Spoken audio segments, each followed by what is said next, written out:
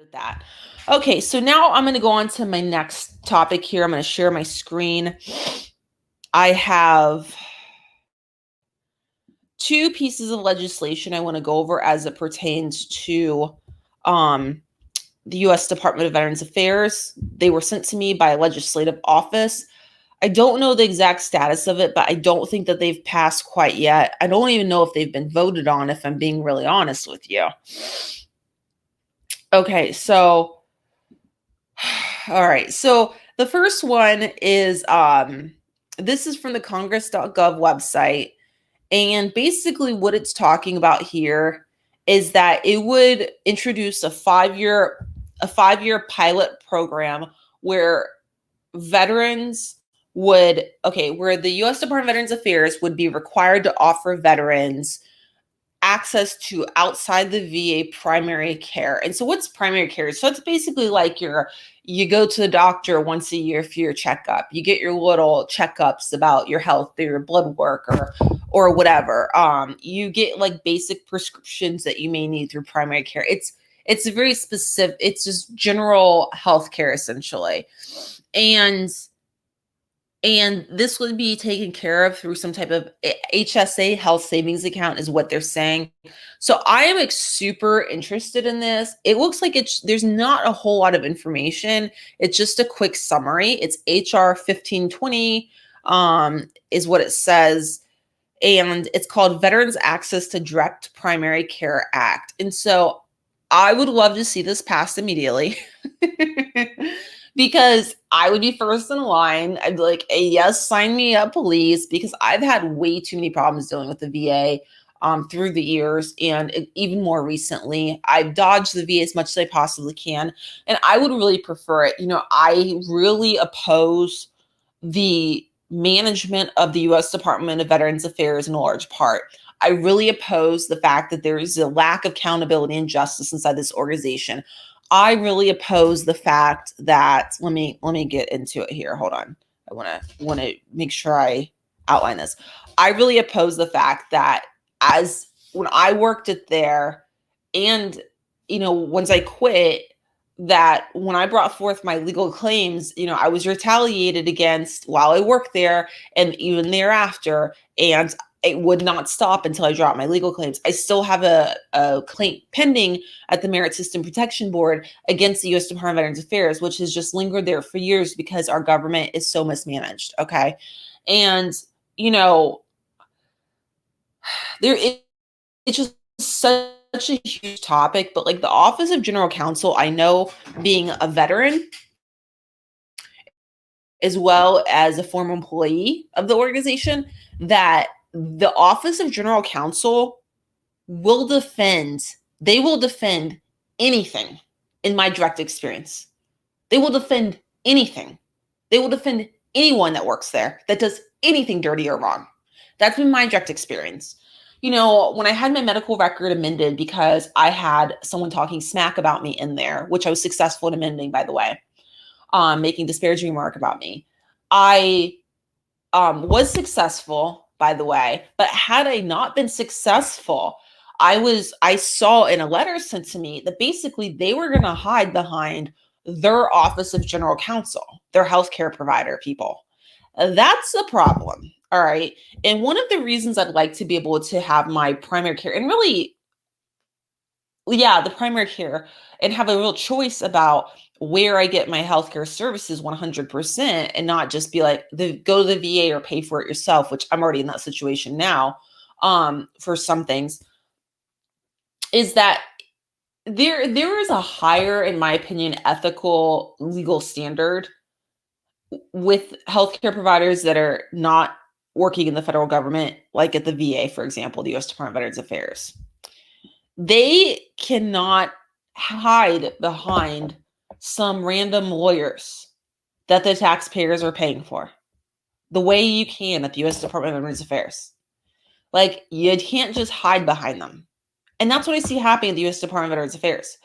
You can have these really bad people, managers, healthcare providers in some cases, hiding behind the lawyers that you taxpayers are paying for at the U.S. Department of Veterans Affairs. And that's really disturbing to me. that there's such a lack of justice and accountability. And I've seen it and I've experienced it firsthand. And they will retain people that should not be retained in the organization. This I know for sure. Okay. And this is not helpful to military veterans trying to get health care or other services of this organization. And it sure as heck isn't helpful for the taxpayers paying for this organization, which is enormous. I 100% support and always will for all the days of my life and beyond the grave, supporting the military community and always possible. And I know that the military community is frequently not provide the level of support that they should be provided, period. What upsets me is when I see people profiteering off of military veterans and the military community as a whole and pretending to care when in fact they could care less. That upsets me.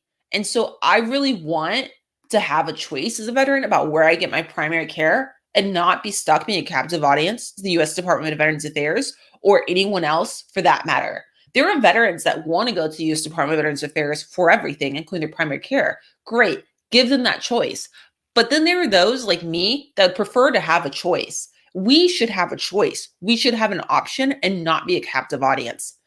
Because I'm telling you right now, I don't like this stuff where these managers and these people get to make all this money and pretend like they care about veterans when they could care less. And I know it. I know the truth. And they also could care less about people that actually want to serve the military community. Sorry, my nose is itchy. I think I got some allergies going on. Okay, so I'm going to go ahead and remove that and go into the next piece of legislation.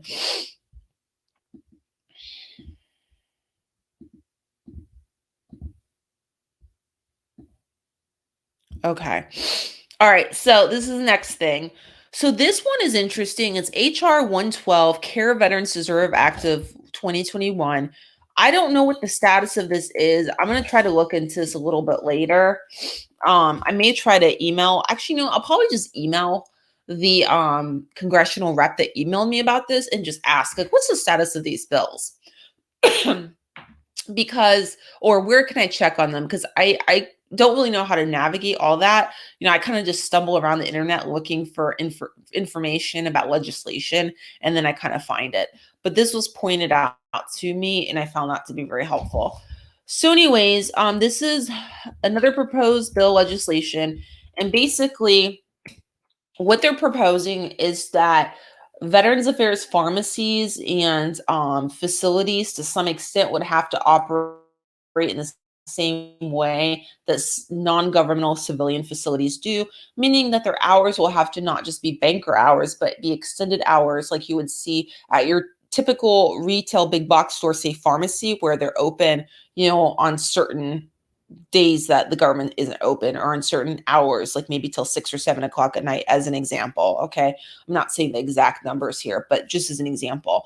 I actually think that's a great idea. Thought about that for years. I've seen where the government's not operated that way, and it has been very self-serving to some of these workers and inconvenient for the people they're supposed to be serving. And this kind of goes back to the thing that I mention a lot about, like, well, who are they there for exactly? You know what I mean? Like, who are they serving exactly? I wonder that quite a lot, because it just seems like a lot of stuff is pretty self-serving, that I see with the US Department of Veterans Affairs and elsewhere as well in the government. So if you care about this type of legislation, if you would like to see these bills passed, then I urge you basically to contact your congressional reps and to let them know, hey, I want to see these bills passed. I care about this. This matters to me. And to urge them to vote for it. That's how bills get passed. That's how things get done, is that constituents, people that are voting, people that make their voice heard, are more likely, if they advocate for a change in mass, to get things done. But yeah, I'm pretty excited about the bill about primary care and being able to get out of the VA, and have that as an option. I've wanted that for years. I've wanted the entire military community to have options about who, when, where their health care is provided. It's a basic human right. It's a basic informed consent right. And as it stands, just regular, never served in the military people are having a lot more rights than we have. And that needs to change. It needs to change because there's this massive budget coming into the VA all the time for our healthcare needs and for women's healthcare. And I'm here to tell you, this woman veteran would like to have some freaking options. And I doubt I'm the only one. And for those that don't, great.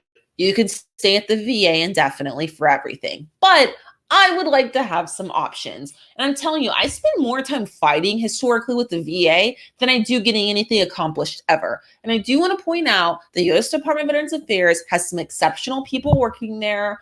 I've worked with some of these people who have now quit, most of them, and also, receive services from these people, some of whom still work at the VA.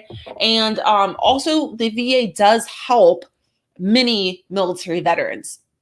I don't deny that at all. I don't. But there are also people that work at the U.S. Department of Veterans Affairs that should not be working there, okay? And a number of these people are in management positions throughout the entire country, and they need to go. And we need to have a choice about where, when, and who provides our healthcare services, period. That's what I would like to see. And I am all for legislation that will make that happen, that will enable that.